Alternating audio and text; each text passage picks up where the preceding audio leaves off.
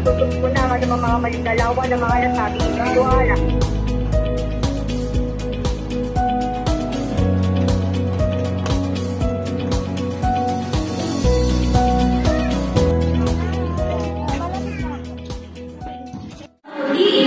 Mas puti ito, mas puti ito, mas puti ito, mas puti ito.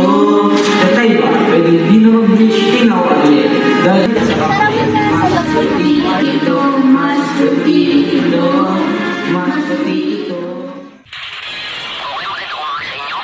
Tulak na illegal na droga sa kote sa isang ginawang may mass operation.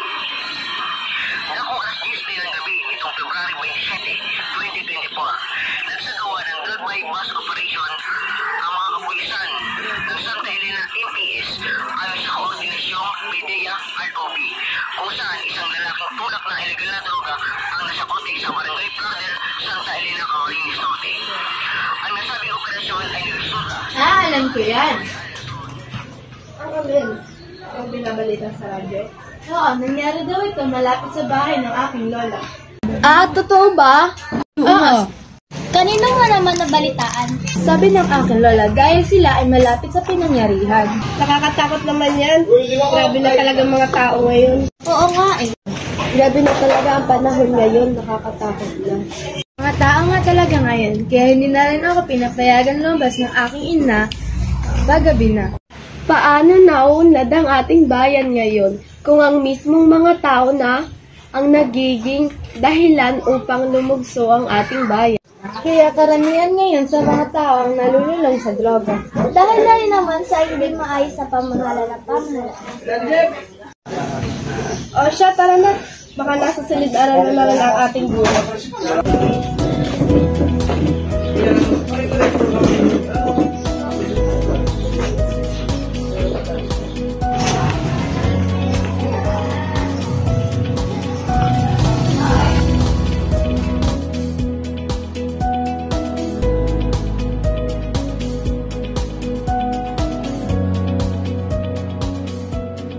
One eternity later. 22, tayo muli mag-exam sa quarter na quarter 3. Kaya tayo'y magsimula magbayad na ng ating mga bahin at magbabayad. Ay hala, hindi pa pala ako nakakabayad. Ay, ako din. Kailan tayo magbabayad? Sa isang araw. Sabay-sabay na lang kaya tayo. Oo nga, para hindi tayo siksikan. Uy, tara na tayo na.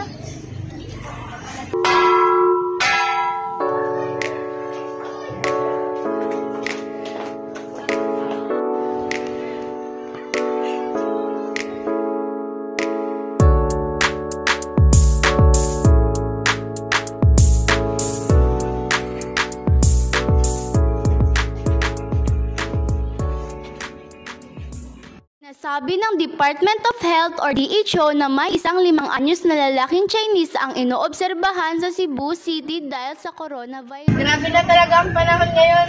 Sakit na patuloy na lumalala at kumakalat na COVID. Kaya nga marami ng tao ang may sakit at naapektuhan ng COVID. Nga, halos buong mundo ay naapektuhan na ng sakit ng COVID-19. Kaya ang hirap na rin lumabas-labas ng bahay na walang suot na face mask.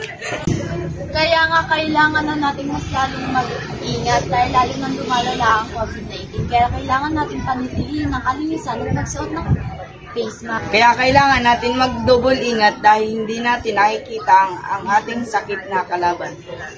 Ganda, ganda mati, sa nasty, sexy, sexy pati, sa nasty, ganda, ganda